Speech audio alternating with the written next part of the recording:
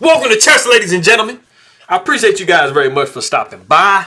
As you guys do know, we have the candidates tournament going on right now.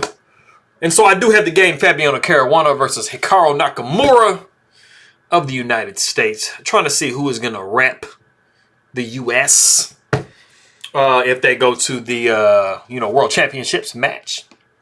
And so, of course, for all my people that are in the Philippines, I will say mabuhay. Magandang umaga to you. Hello, ulit. I appreciate you guys very much for stopping by. And that's it.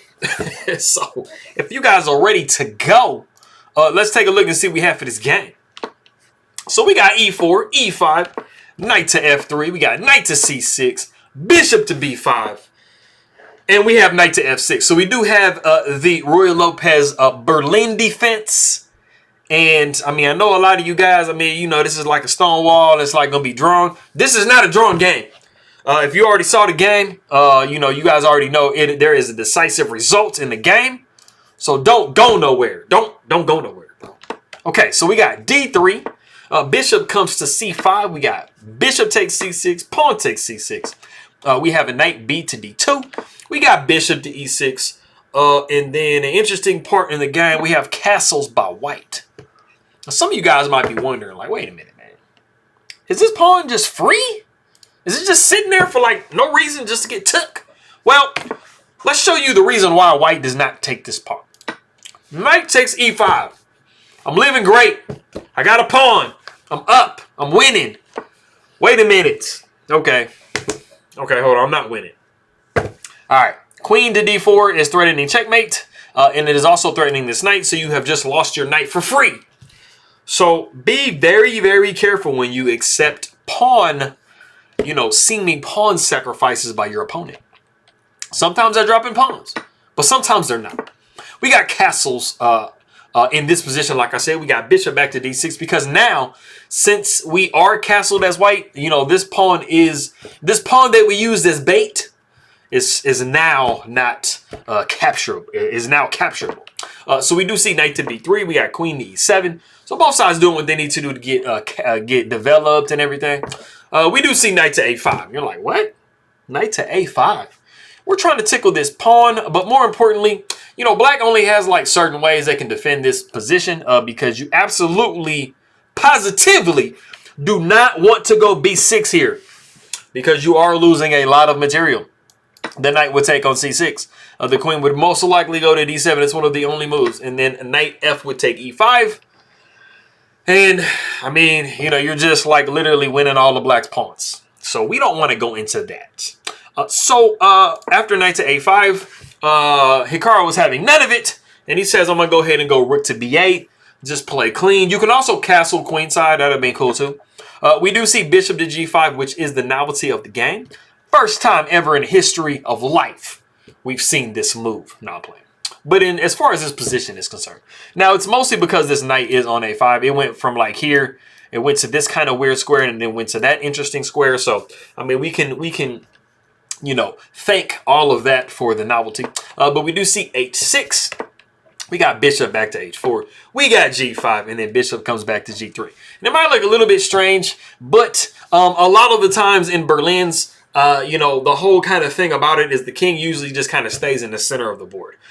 Usually have the rooks on the ends and, the king pretty much kind of like it'll shuffle back and forth or whatever, like kind of find some type of, safety somewhere. But being in the center of the board is not unusual for anybody who does play the Berlin. So the knight comes back to d7. We see d4, and then we have f6. And it's really actually important as black that you do not try to open the position up because, like I said, your king is stuck in the center of the board. So we don't want to be exchanging all kinds of pawns and opening lines. And then, white has a pretty good attack. They are castled. They're in the safety. Rook can definitely come to e1. It's not looking too pretty. So, f6 is just trying to keep everything closed and solid as possible. We do see queen up to d3. We got h5 because, we're having to do some type of attack. Like, you can't just sit there and do nothing. So the pawn takes e5, knight takes e5, bishop takes e5, pawn takes e5. And then we do see knight down to c4. We no longer have the threat on the b7 pawn. So let's go ahead and go knight rook to d8. And I mean, this is a pretty critical point in the game. It's a pretty critical decision that is made here, but it actually makes life a lot easier for Hikaru. We see knight taking d6 and pawn taking d6, and I mean, you know, basically black had one, like, I mean, not one problem, but it had like a structural problem. And that was, he has double pawns over here, which isn't the end of the world. But he does have this isolated pawn right here that's getting attacked like all different kinds of ways. And maybe the queen can step over to c3 to add a little bit more pressure onto that pawn. So, I mean, black was definitely having some things that they were having to try to, like, you know, protect and things like that, right? Not like they're losing at all, but, you know, they did have to play with some finesse. And so knight takes d6 with check, pawn taking d6, it basically, as you see, just corrects all of what black had going on. Now they have this really nice pawn chain going on. You know, they got some attacking pawns over here. You know, the king is a little bit suspect, but it's not the end of the world. Black definitely has like a nice position here. Not like they're just winning, but I mean, they definitely have something that they have rolling on. So we do see queen over to e3. We see a g4. Like I said, you have those pawns over there, so you're going to need to do something with them. You know, of course, it was kind of, you know, kind of hanging on g5. So you got to do something. So we do see g4. We got knight down to d2. We have a6, just making sure that, you know, a white can't just start capturing pawns.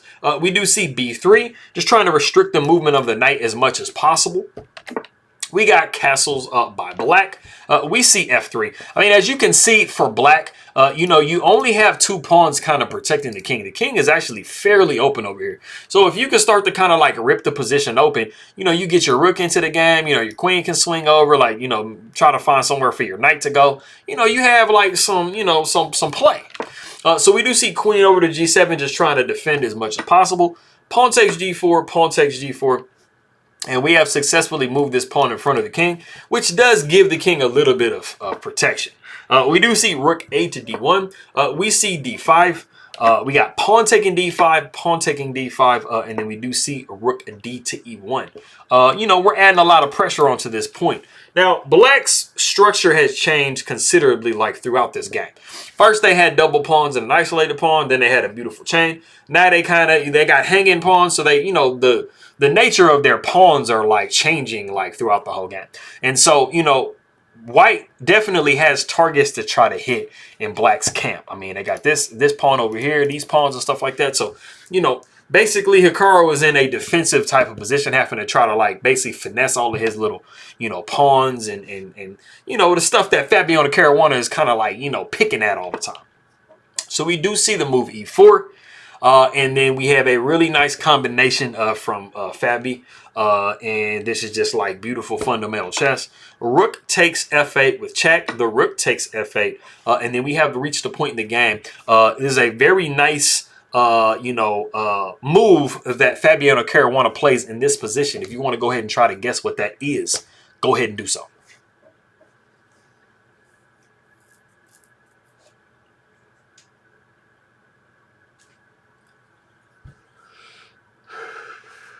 Okay, so, you know, like I said before, you know, black, you know, they do have some, you know, a little bit of weaknesses in their position. I mean, it's not like, you know, this pawn structure is just completely losing, but it is giving Fabi some, like, points to hit. And so something that you really would love is if you could try to get this pawn, like, isolated somehow, right? So you're thinking, like, man, how can I get that pawn isolated? Like, how can I try to do something, you know, with it, right? Well, if you guessed the move c4 in this position, you would be absolutely right. This actually puts black in quite a bit of a pickle because, I mean, you don't really want to take here because you're going to isolate this pawn, but you don't want to just leave it alone because then that pretty much does the same thing too. So, I mean, you're really stuck in this particular position.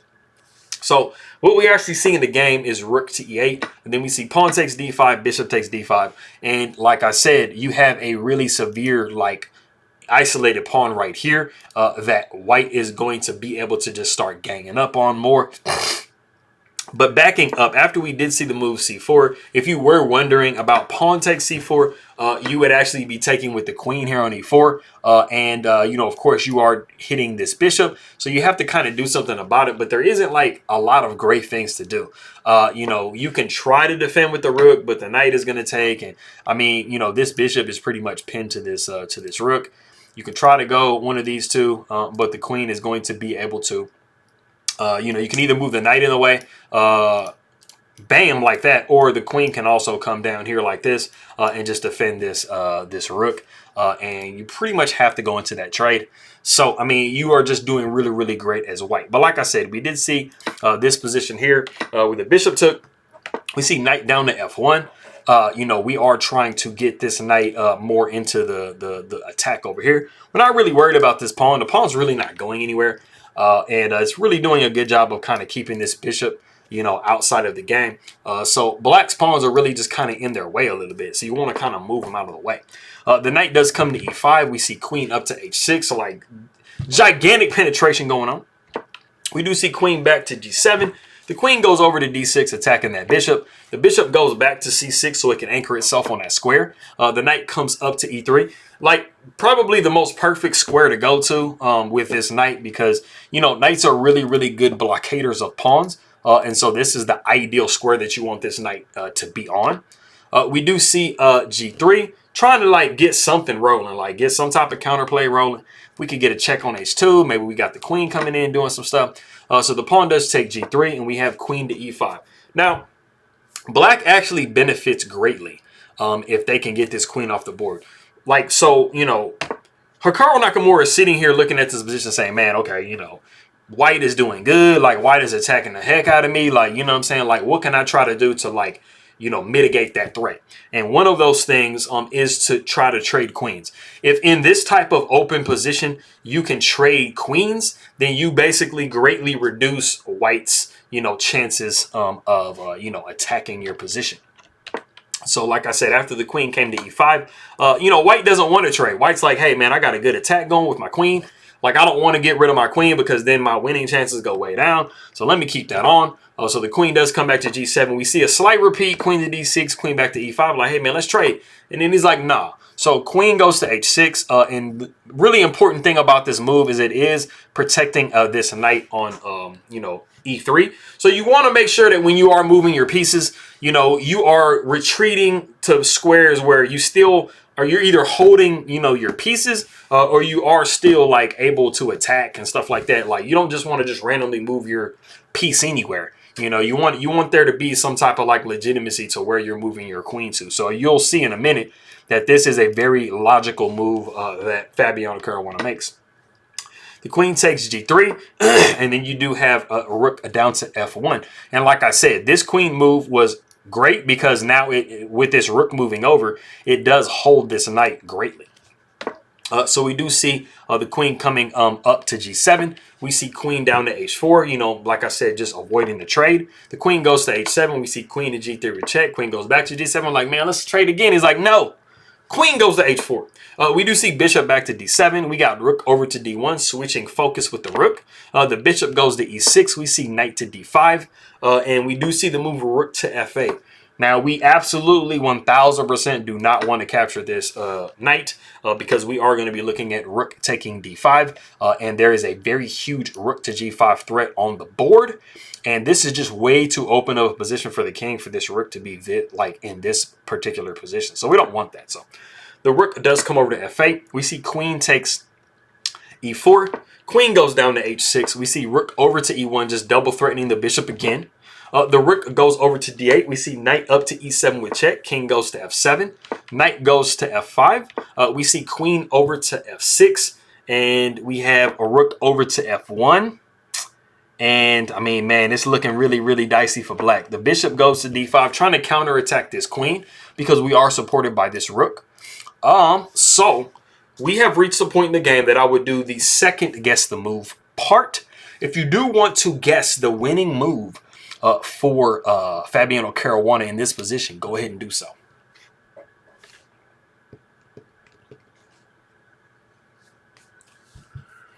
Okay, so I mean, this is like super duper gigantically won. The thing that you're thinking about is you do have a check. You actually have a couple of checks in the position. One's like pretty bad. One is good.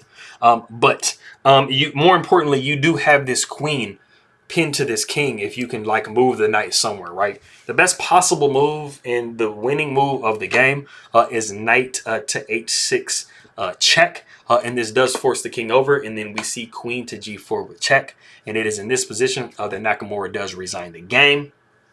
And it's basically because you just are pretty much losing no matter how you play. The best possible move in this position is queen to g6 covering, but the problem is you see the move of knight to f5 with check, and then you really don't have very many places to put this king legitimately.